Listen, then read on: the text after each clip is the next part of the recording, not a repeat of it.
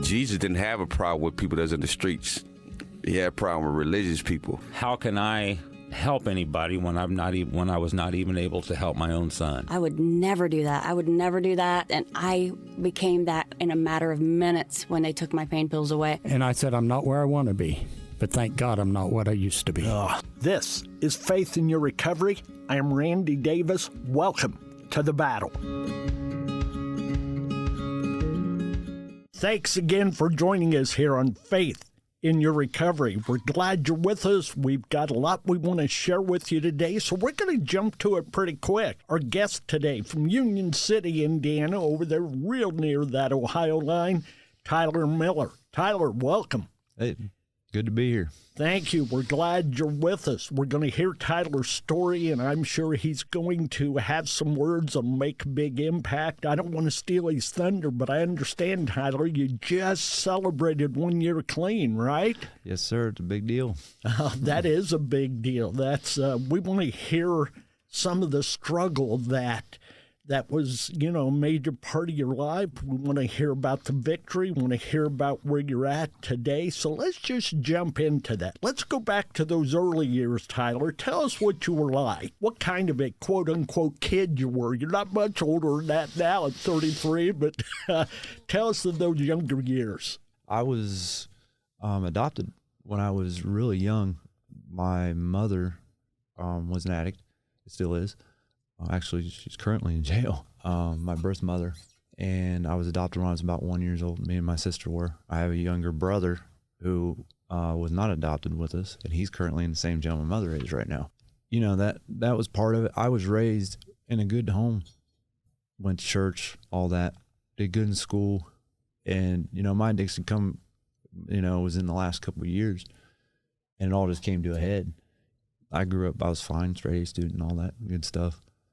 But, that self-worth thing that a lot of addicts struggle with, it ended up coming through. Tyler, why was, if I can ask, why was there a need for the adoption? Were your parents just unable to raise you, your biological parents, or? Yeah, my biological father wasn't in the picture. I mean, I know who he is. He's a good guy, but at the time, he was in the picture, and then my mom was an addict, and she was in and out of jail. Okay. So that she signed the rights over to my, and I knew all four of my parents. They're good people, and it's something I've dealt with and I've got over. There was some anger, some issues with that, but I've recovered. There had to be a sense of abandonment once you were old enough to recognize that. Yeah, there was. Yeah. And, that it goes into when you get it in your head, it takes over. And a lot of us addicts, we deal with that kind of stuff, you know? And I'm going to guess that it was a matter of thinking, though you knew better. Did I not measure up? Did they not want me? I'm going to guess you went through all of that. Yeah. And then you when you get into recovery, you learn, that had nothing to do with me. That wasn't my fault. That's on them. Exactly. It's not me. Yeah. You may have had to pay some of the consequence of all of that, but you certainly didn't create that. Right. And I reconciled with my mother after 30 years, and I forgave her for all of that. And now, we're okay, but, being that she's still in addiction, that's something I can't be a part of now. Sure. Because of that. Okay. I mean, I still talk to her and stuff, but good. People, places, and things you have to get away from. We hear that. And once you start doing the right thing, and let's just say you're not getting high anymore, you start veering. People don't come around you or stuff like that. When I got clean, I was able, and this is, this is part of how I've been an example, was I was still around people that were in addiction. I was still able, and not using. A lot of people can't do that. I could. And, Kevin talks about that a lot. We're going to let you talk more about Kevin and his impact on your life, as well as the impact of A Better Life, Brianna's Hope, the way you found recovery. But let's let's go from those early childhood years to once you got out of high school, okay? Let's look at that part of your life from there up to the point of when your heavy drug usage started. So I guess that's probably going to be your 20s. Tell us who Tyler was in his 20s. Well, in my 20s, I was married. Okay. And I started having kids. I have 4 boys. Okay. Okay. And, my marriage was good. We were young. And, I got married right out of high school.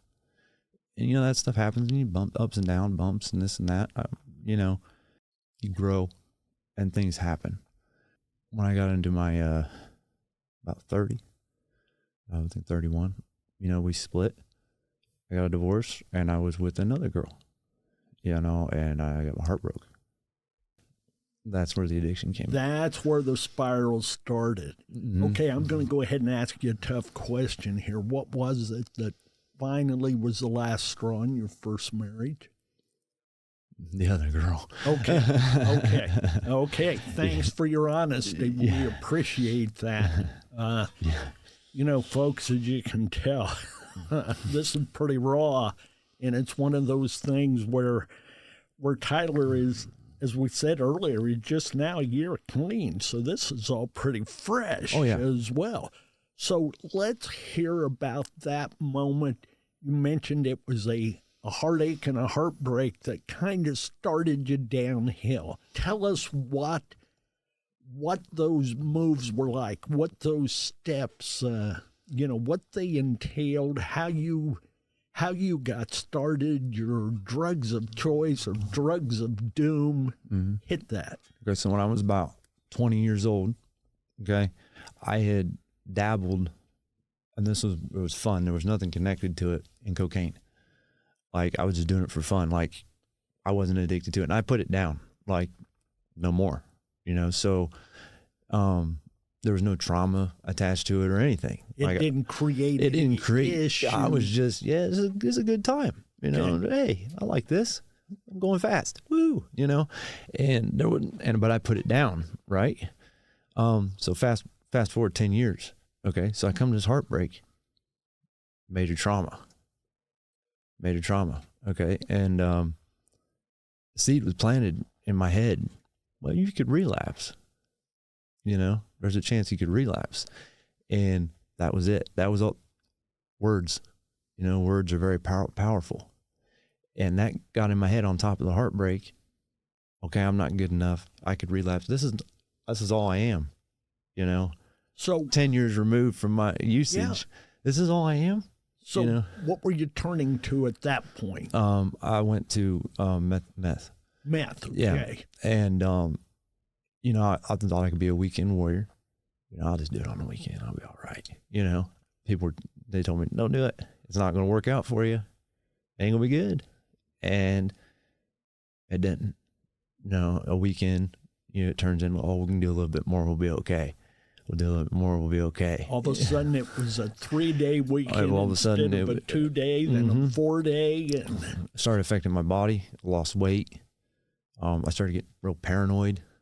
The thing about methamphetamine, if you have any mental trauma going on, you should never use that drug. It's psychosomatic. I mean, it takes your mind and it just twists it and turns it in on itself. And it's not good. Like, how often were you using then? Oh man, when I was going, it was every day. Multiple times in a day. Yeah. And then like the longest I stayed up was 6 days in a row. That was the longest for me.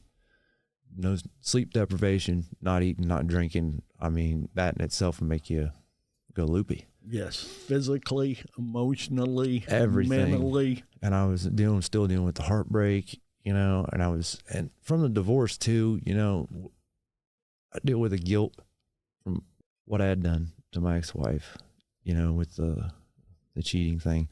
And then my sons, of course, I broke the family up. So, I have to deal with that, the guilt. And, it's, you gotta forgive yourself for it. This was your your number one recognized coping tool was to turn to that meth at that time. Yes? Yeah. Yeah. So you told us that you use that multiple times, just about every day, it sounds like. How were you able to score that meth? How were you able to afford it? Were you still working? Were you able to function on a job, or did you have to turn to other means? I was still working at the time, and I lost one job because of it, because I had ended up, people were noticing that I wasn't quite myself anymore.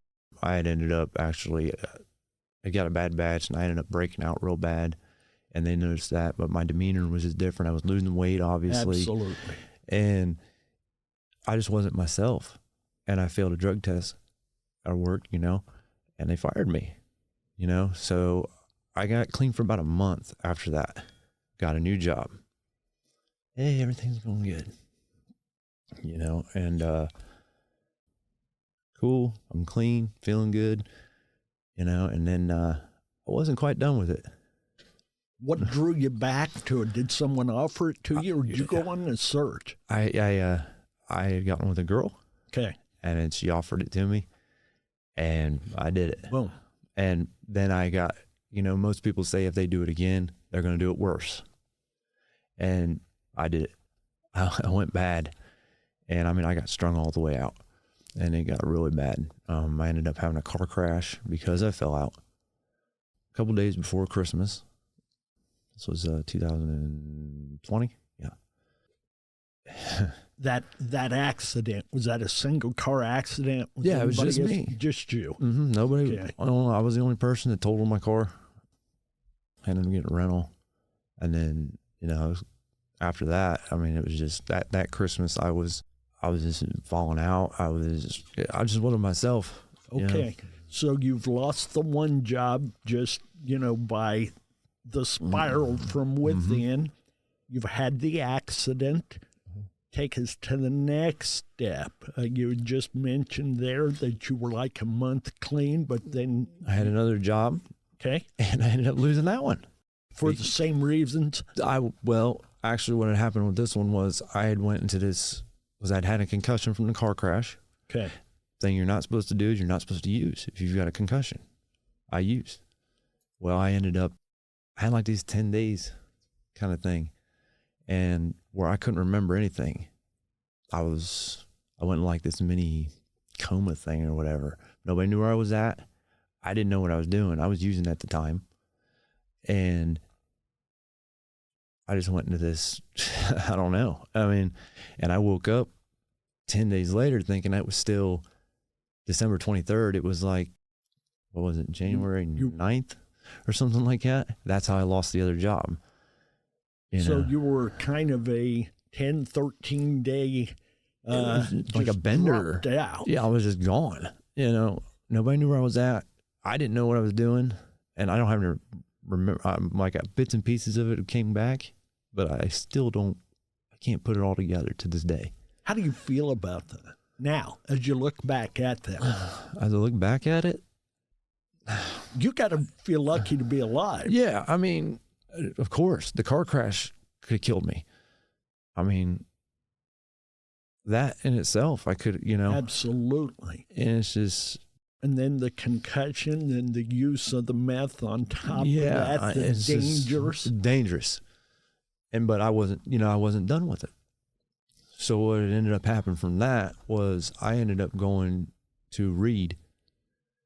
Tell the folks what Reed is. Reed Hospital has a inpatient where you can go, and it's a rehab / like a loony, you know. Well, that for psychological purposes, yes. Yeah.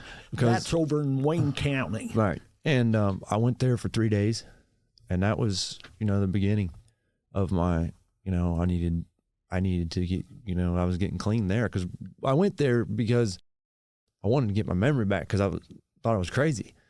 And did you go there by choice? Yeah, I went there by choice. Okay. I did 3 days, and I got clean. That 72-hour hold of a sort. But it wasn't, you know, they couldn't hold me. Right, it was voluntary. Voluntary. Yes. And then at the end of that, I come out, and I was good, you know.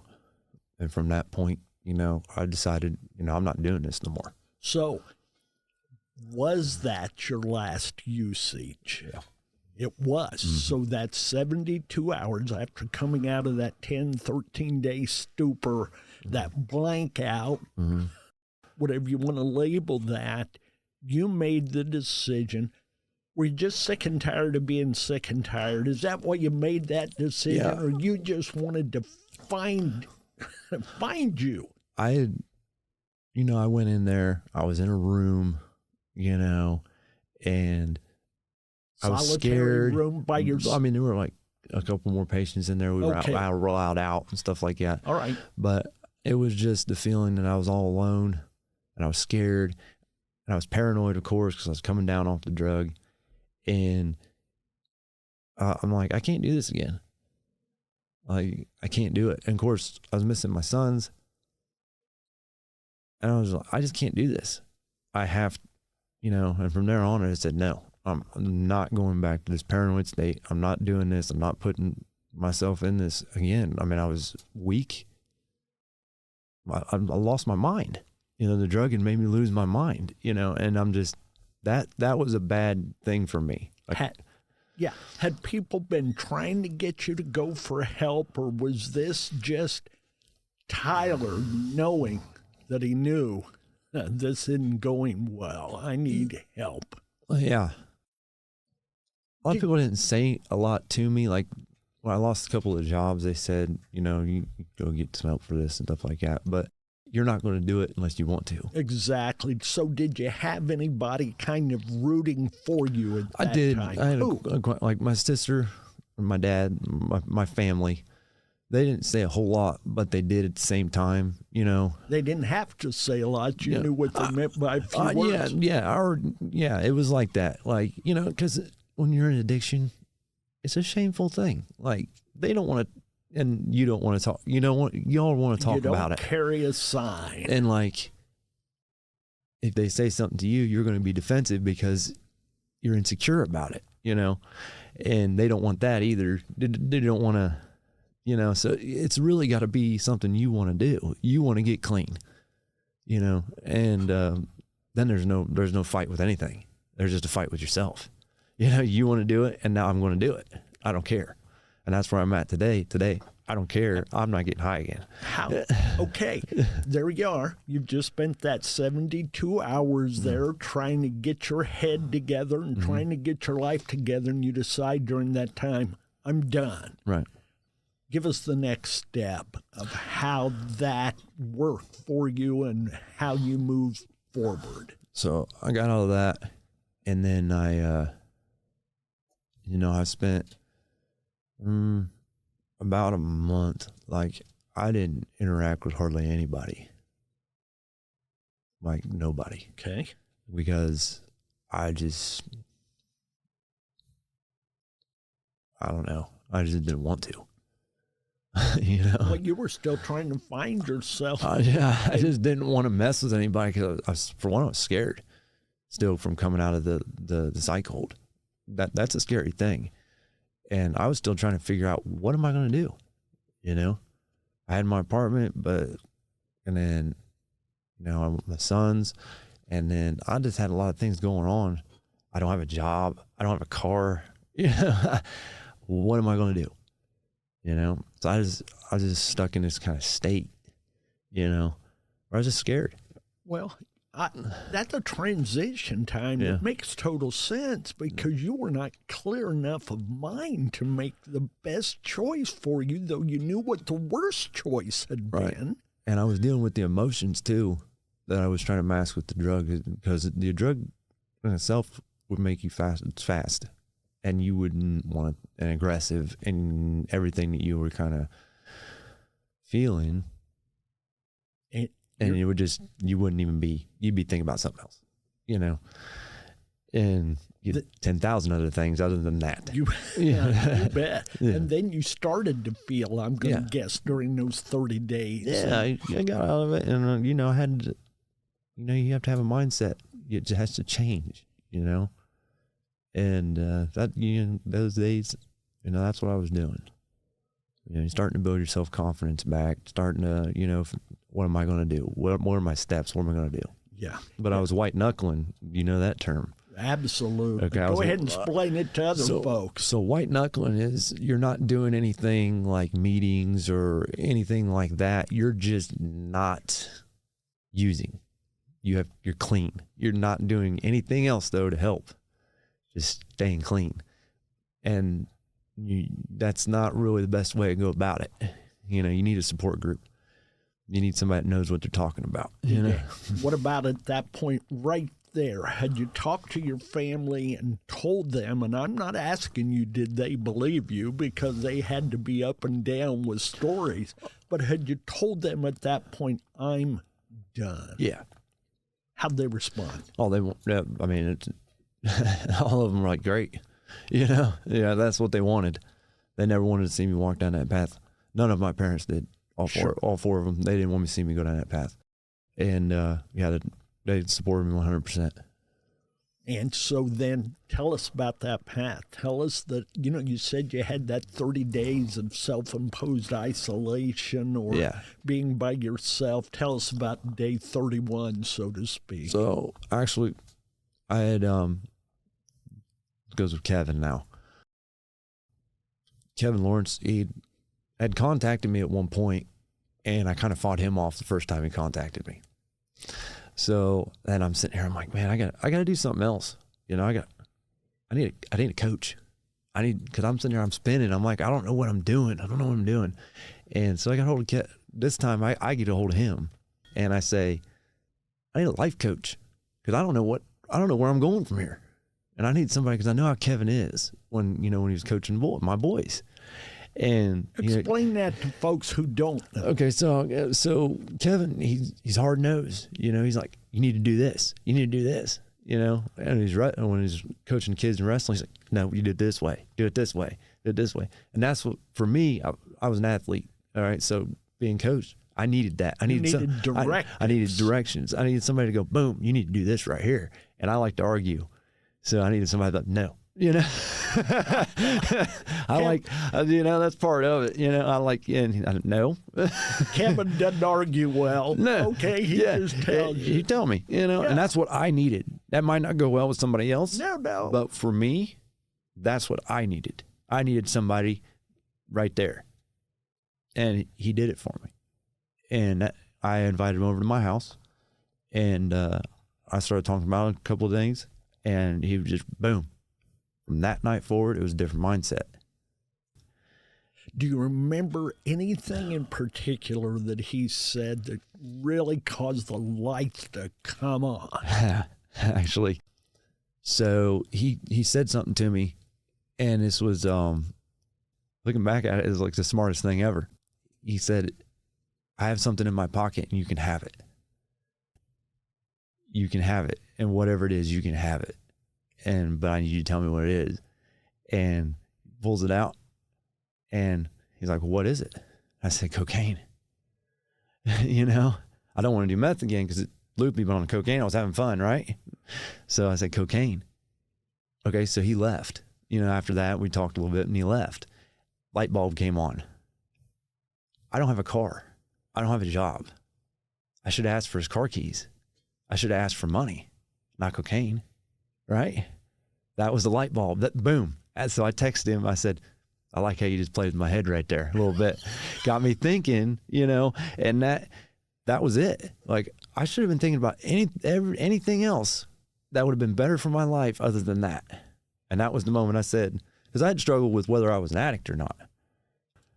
Because the cocaine usage back when I was like in my 20s, I was like, I was just having fun. So at that moment right there, I realized I'm an addict. That's when when he pulled his hands out of the pocket, said, you can have this if you can tell me what it is. And instead of saying something that would benefit you, you say cocaine. Yeah. That was the switch. That was the switch right there. I'm like, and then later on, light bulb went on. I'm like, that dude. So what was the next play between you and Kevin? Folks, Kevin's one of our chapter leaders of A Better Life, Brianna's Hope, and as I've shared with you before, we are a faith-based, compassion-filled, participant-driven support and recovery movement for those battling the battle with substance use disorder / addiction. And as I just said, Kevin's one of our chapter leaders in the Union City, Indiana area where Tyler's from. And they had long-term connection through school. Kevin has that skill of, still hanging in there and pulling for people. He's a great supporter. But Tyler, tell us the next step between you and Kevin, or your journey towards sobriety and being clean. So my next step, so that was my clean day is January 14th. Okay. And so everybody knows the difference between a recovery date and a clean date. Recovery date's when you start actually putting the work in. So my first step at work would be February 14th, Valentine's Day. Aha. Instead of going out with somebody and going here, I go to my first meeting at Brianna's Hope. February 14th. My first meeting was Valentine's Day. You know what? Without getting real mushy, that's showing love for yourself. Right. That's a good point, because it's all about yourself. It's all about you. You've said that over and over. Yeah. Everybody can want it for you, but until you want it. Exactly. Self-love is one of the things you have to, it has to be about that. You do it for you. No other reason. There's no other reason out there. My children, if I'm not good with myself, I'm not good for them. You got it. You talked about the shame base earlier, the abandonment issues. Mm-hmm. You had enough excuses not to love yourself. Exactly. And then you added others. Mm-hmm. But now on February 14th, and that's of 2021? Yes. Yes, you go to your first meeting of A Better Life, Brianna's Hope. Take it over. Okay, so it's at the Methodist Church in town. United Wesleyan Methodist Church. That's where it's at, and it's down in the basement. Okay, so I'm religious growing up and stuff like that, but I'm kind of falling off with that stuff, and so that's kind of nerve-wracking in itself, going back into church. Scary a little bit, and then I'm going to a Brianna's Hope meeting. A little scary in itself. And then I got to walk down these stairs down in the basement. Even a little bit scarier. What am I getting myself into? But I get down there, and the people are there. You have supporters. You got other addicts there, and you've got people that aren't even addicts that are just there to learn about it.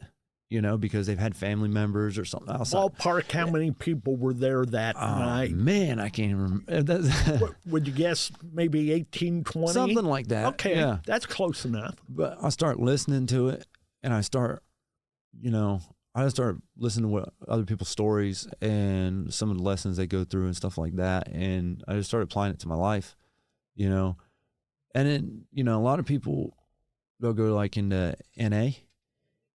And Brianna's Hope's not an NA, but, they go through the 12 steps and all that, and they work through it, and then life, I didn't do that.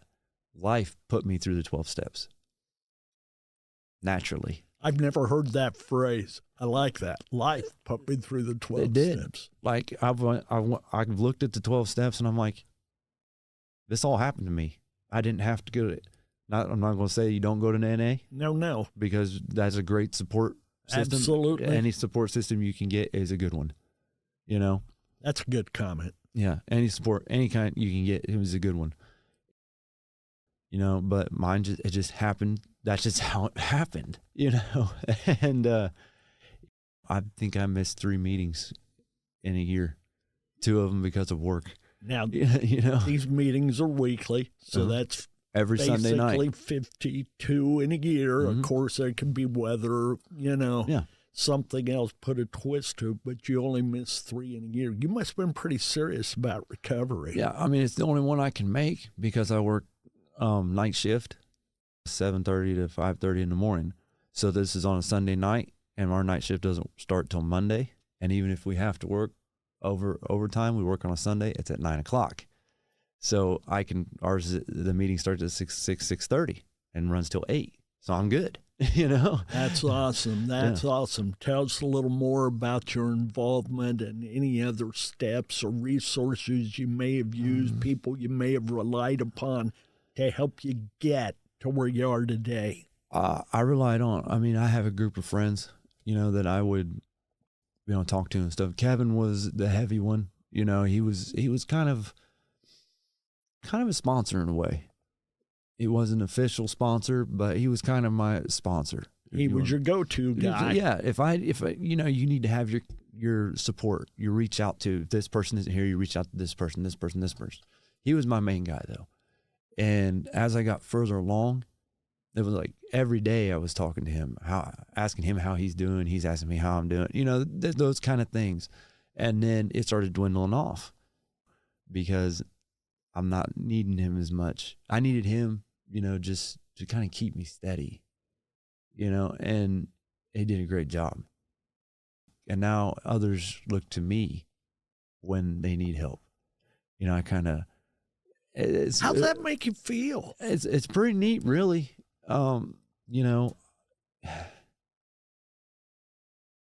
It's different, I didn't have there's some of the drugs like heroin, fentanyl, opiates.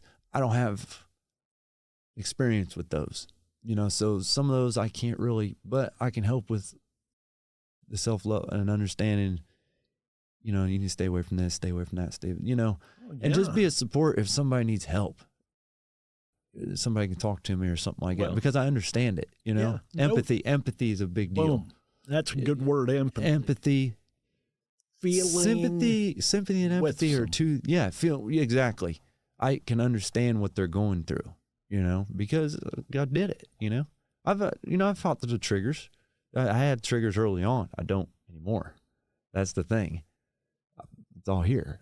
And keep that attitude and be careful because one may sneak up on you, one of those triggers. Yeah. And you've just got to be ready to kick it to the back. Oh, yeah. You just say no. I'm not and going then to. Stand on it. Stand on it, exactly. Once you learn to do that. That's the thing. I've said I'm not going to, and I'm not going to. And there's certain reasons for that. Yeah. I'm an example to many different people. If they see me use, they're going to be like, oh, well, he's doing it. You don't just let down yourself. You let down the village, the community, the group. So let me ask you a tough question here. You've gotten to this point in your recovery, a little over a year clean, and you're soon going to be you've gotten to this point as your clean date a little over a year, and you're about to celebrate a year of recovery. Mm-hmm. Okay. Have you gone back and taken care of any of the damage your addiction has done? Relationally? Mainly, that's what I'm speaking. Where are you with your kids? Share that with us. I know that may be tough, but folks need to hear it. I was completely honest with my sons. How old are they now? My oldest is 14. He's a freshman in high school. Okay. Then I have a 13-year-old. Okay. 11-year-old. Okay. And a 9-year-old. Okay. And all boys. Package close. Oh, yeah. That's a handful. Yeah, all right. Tell us about your relationship with them. It's good. The divorce and all that. Absolutely. And, I'm kind of hard-nosed. I'm blunt. I don't let them get away with things. I have great examples. I have a brother sitting in jail right now. I have a mother sitting in jail right now. Are both of those their drug-related situations? Yeah. And it's like, I have great example. My brother has been in and out of jail, juvie, and prison since he was 13 years old. Is he younger or older than you? Younger. He's 30 years old. Okay. And he's a great example of what could happen, at a young age if you go down the wrong path. Kevin told me this, and this was something really good.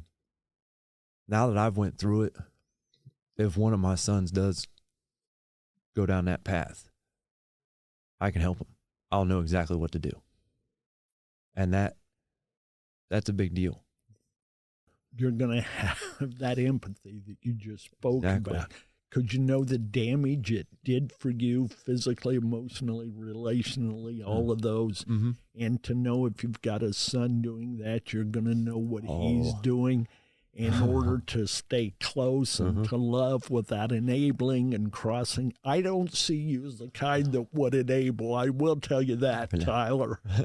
No, I won't. Yeah, I won't. You know, and it's just like, I'll know, you know, if they're doing it. And that they don't want to stay, they don't want to hide, because I'll be able to, it's just one of those things I can pinpoint it, you know, because I've seen them all. Boom. I've seen all the different, Been you know. there, done that. Yeah. So where are you at this point with your mom and your brother? Do you speak? I do. I do. know? But it's just one of those things I can't be around at the high. You bet. You know, they can't do that. Yeah. It's arm's reach right now. That's And a good I mean, caution. I still care about them a lot, and I still love them, but it's arm's reach. It's, you know, I'm not going to go, you know, I just can't. Yeah, no. You know, it's just one of those things. You know, it could easily turn the other way if I'm not careful. Absolutely. And I could be involved in something I don't want to be involved in. Let's talk for a moment. You're 33, right? Speak to all the 33-year-olds out there who are where you were, who are struggling in the battle right now, who are dealing with their own addiction. Give them some advice. Show them a little light to help them take the next step or their first step toward recovery. You're worth it. There's always hope. I mean, there's help. If you want it, there is help. There is help. Somewhere out there, there is help. I mean, every town, there is something. And you're not alone. You're not the only one that's dealing with it. That a lot of people, you know, that it's.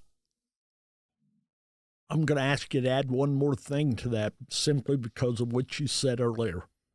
Recognize your addiction.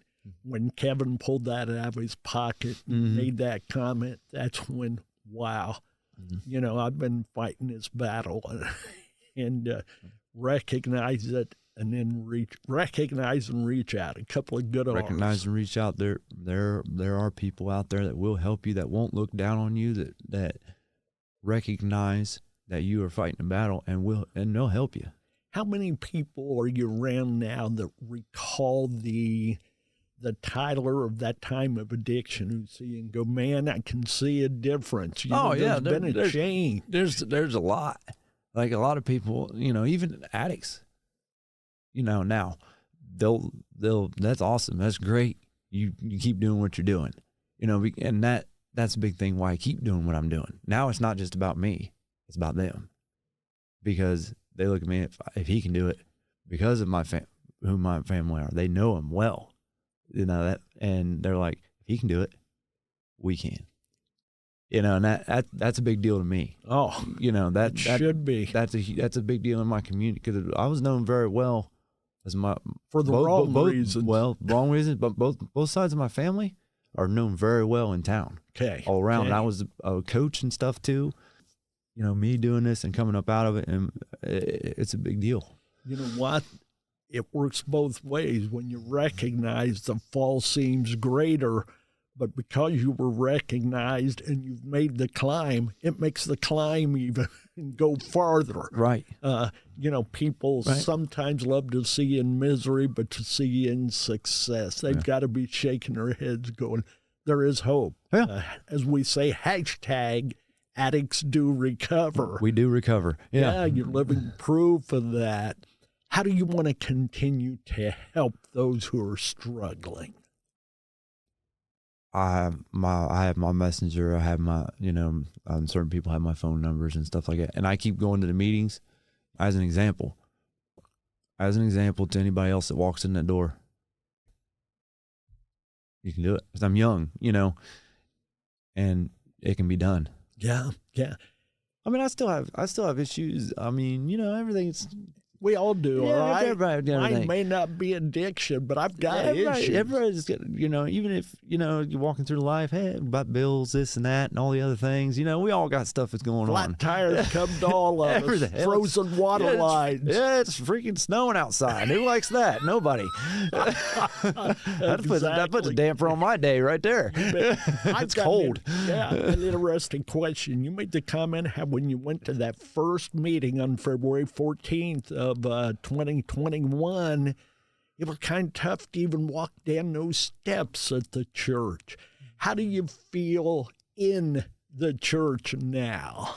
Oh, I mean, I don't really go to the services and stuff, but now going to the meetings, it's just I'd walk down in there and, if I'm not there, I'm getting a phone call. Usually I let Kevin know if I'm not going to be there, but it's not very many times, but if I'm not there, it's like, hey, what's going on, So you got over that stigma in a hurry. Oh, yeah. I mean, I want folks to hear that. Yeah, because in a church, the meeting is the meeting, and that's what we're doing. You know, we're faith-based, not faith-forced. Yeah. Not faith-expected. Doesn't mean we won't share our faith, but we're going to let you be where you're at. We'll try to let God take you to where you need to be. Yeah. What about the last piece, a last word of advice, or anybody from your past you'd like to say something to, even if they're gone? Hey, here, that brings up thought quickly. How many friends have you lost to addiction over the years? Would you guess, Tyler? Drugs and alcohol. Yeah, overdose deaths, alcohol-related accidents. That's the thing, I haven't lost anybody. Serious. None of my friends. I've seen them OD. I've known people. I haven't had anyone close to me. Close to you. That have died. Okay. I've had just that, my uncle and my grandma passed away this last year. That was a big deal for me. Nothing, no. Okay. But I've seen overdoses from my brother overdose in front of me. A couple of friends have. And it's scary. But I haven't had anything like that. Good. I would just say, Yeah, that's fine. That's a Listen, tough one. Congratulations.